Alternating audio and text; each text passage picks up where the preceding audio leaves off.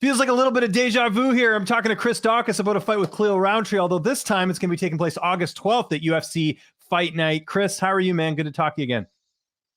Same here. I'm doing good. Just relaxing over the in-laws and just enjoying the family day before training tonight.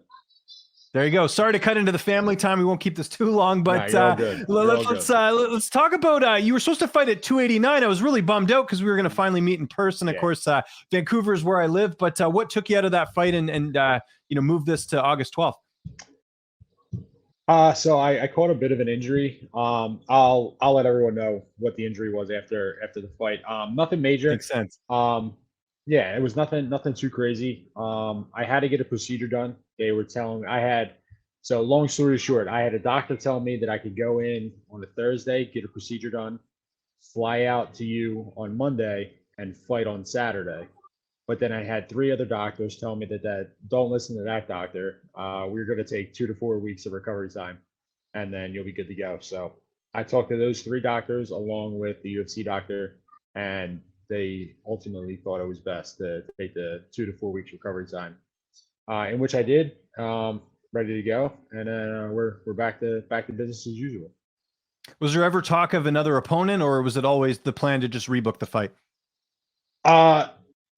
In my eyes, it wasn't anything on my end. So I let the UFC know. I told UFC whatever they decide. If they want to scratch the fight entirely, if they want to keep Rountree on that card, or if he would stay on that card, or if they wanted to push the fight back, I told them that whatever they want to do, I'm kind of at the mercy of them, because obviously this is something that came up with me. So whatever they decided that they wanted to do, and we're here August 12th is what they decided. So. Yeah, no, that makes sense, man. And then as far as camp, did you mainly stay at home base? Did you do any cross training? Did you bring anyone in? Like anything different for this camp for the first, as opposed to the first scheduled fight? No. Nothing's really changed from what was already in place for the first scheduled fight. Just continuing to work with the same guys who I was already originally working for the first scheduled fight. Still doing the same things as I could. Cross training when I could, get the Tones when I could, Marquez's when I could, and stuff like that. With this quote unquote injury that I had, so I had to take the 2 to 4 weeks off of it was more like 2 weeks. I had to take off of super hard goes, so not sparring or anything like that, which was good. Let my body heal a little bit, but I was still drilling heavy, wrestling heavy, and all that. So I was still getting the work in, so it was really good either way. I mean, it was kind of like a reset mid camp. I did the 8 weeks, 9 weeks, whatever I did for the first one. So in reality, this is a super long camp. It's 4 months. So it'll be 4 months come August 12th, figuring out finally I get to, fight this guy after 4 long months. Is that easier in some ways for the weight cut, just because you have more time to kind of get yourself down, not as, because again, I think with a new division, you always want to have more adequate time to do that, right?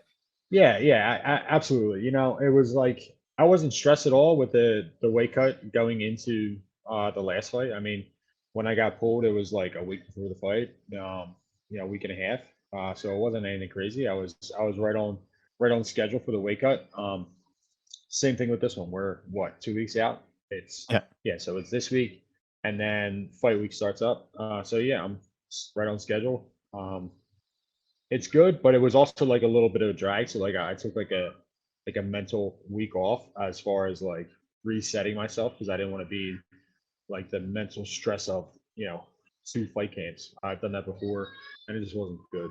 I just don't find it to be healthy or good for me, good for training partners, good for my family. So it was good to take a little break, a little week, a couple days. It's 3 to 5 days. That's great. Who's making the trip with you? Who'll be in your corner? Usual suspects. My brother will be out there.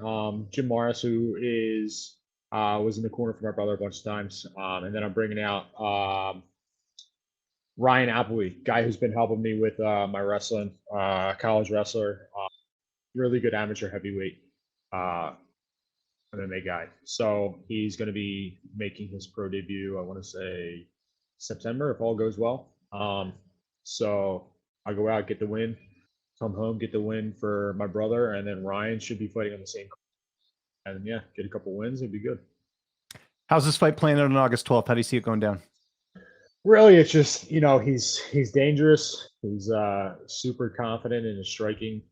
He's really good at range management, distance management. I just have to be on my game, um, be on top of the game, and be forward pressuring. He's a southpaw, so obviously southpaws are naturally counter strikers. I think he'll look to do that, but I just think I'm a little bit better everywhere. I think he listen. Don't get me wrong. He's a good guy. He's seen for a reason.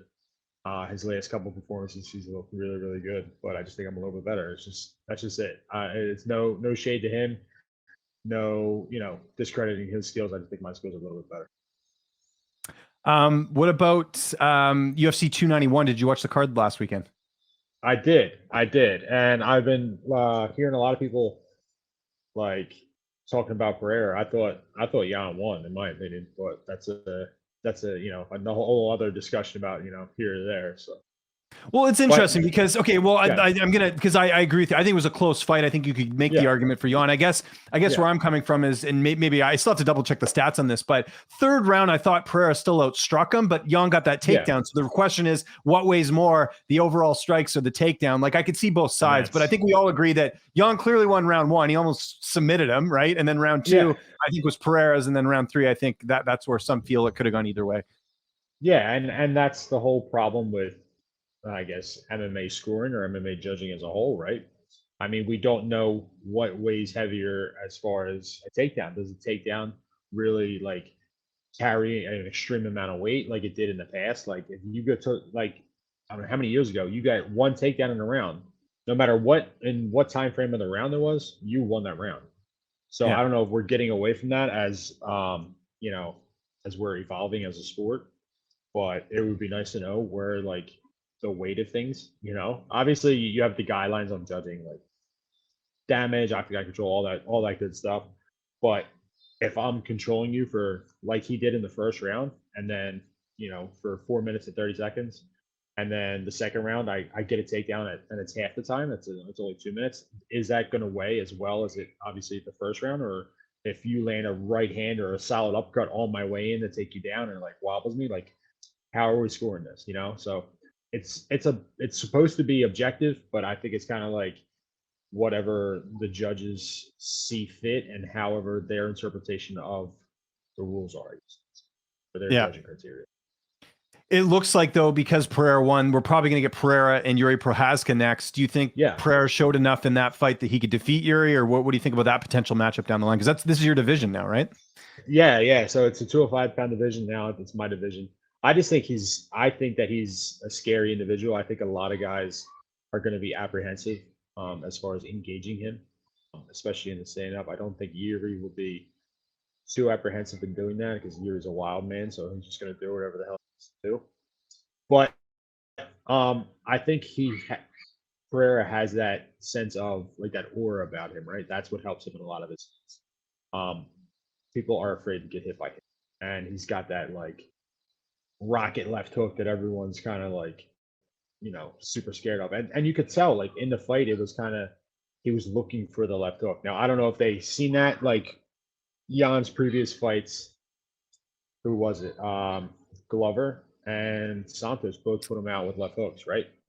So yeah. Well, Glover submitted him, but yeah, I see what you mean. So he dropped him with the left hook, but I don't know if that's what like his game plan is. Like I'm just gonna left hook this dude or what. But I think that if he does that against Yuri, where he's only looking for a single strike or a single type of strike, I think Yuri's gonna beat him up. But I don't know when this fight is gonna happen because is Yuri even back yet? I mean, I know he's not. like I think. Videos, so we'll I don't know either. I think I would guess that maybe it happened. They need a headliner for December, right? I would think that would be a year to when Yuri got injured. Maybe, or I don't know if it's too soon for him. I'm not sure, but I would think the December card they'd aim for, or maybe they're going, next year. We'll see. But I don't know the timeline yet, to be honest. So I'm not sure either. And from all accounts, from talking with everyone at the UFC, not even just people at the UFC, but like people like Rogan and all those people, they're saying like Yuri had the most catastrophic shoulder injury the UFC doctors have ever seen. Now, granted, was it bad? Probably. It was probably really bad. Is it the worst shoulder injury everyone's ever seen? Maybe, maybe not.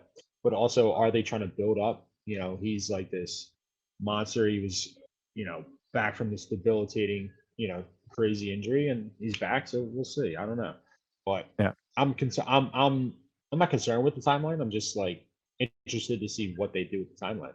I mean, I'm in no position to be talking about a fight or a title Oh no, fight, but for it's just sure. interesting.